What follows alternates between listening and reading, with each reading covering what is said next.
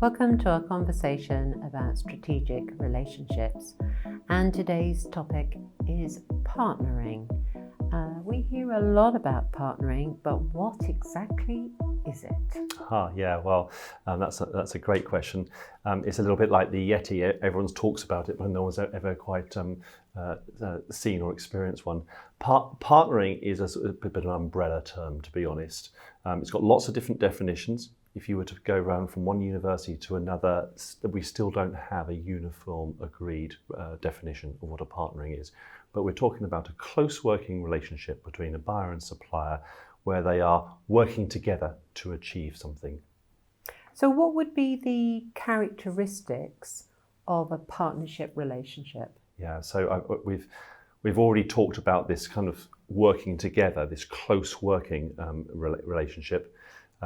Typically, people talk a lot about trust. People talk a lot about goodwill, about mutual objectives, where the buyer and supplier, rather than working against each other, they see themselves as being part of the same team, working towards a mutual objective. Okay, so it sounds like there needs to be quite a bit of collaboration. Is this so? Yeah, I think collaboration is at the heart of partnering. Yeah, it's about these strategic objectives and everybody working towards those.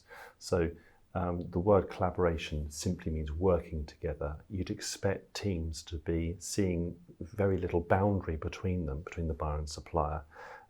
And the collaboration is usually for purposes of continuous improvement or new product development, or even perhaps working on some kind of innovation program so that you can get this additional benefit that comes from the working togetherness. I mean, you know, like I do, that there are many books on partnering and relationship management and strategic relationships.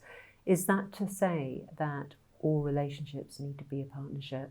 Well, if you go back in time, that's a great question. If you go back in time, say to the 1990s, there was a time when you had certain academics, certain professors saying that the best type of supply chain relationship was a partnering relationship.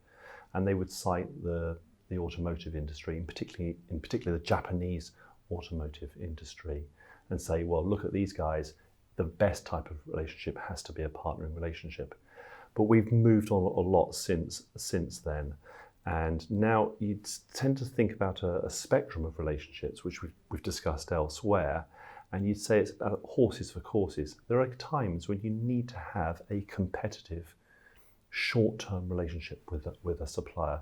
Other times when it's better to work together with them. So I would say no, it's not the ideal. It's a relationship suitable for a particular set of circumstances. And I guess finally, I hear this term all the time in the procurement sphere, and this is about having a partnership of equals. Is that true? Do you need to have a relationship with a supplier where both partners are absolutely equal? I think the simple answer is probably not.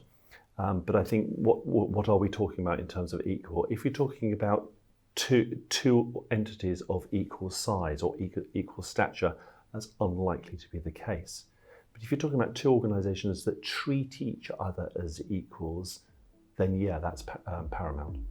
Okay, thank you so much for explaining partnering, and I hope all of this helps you with your exams.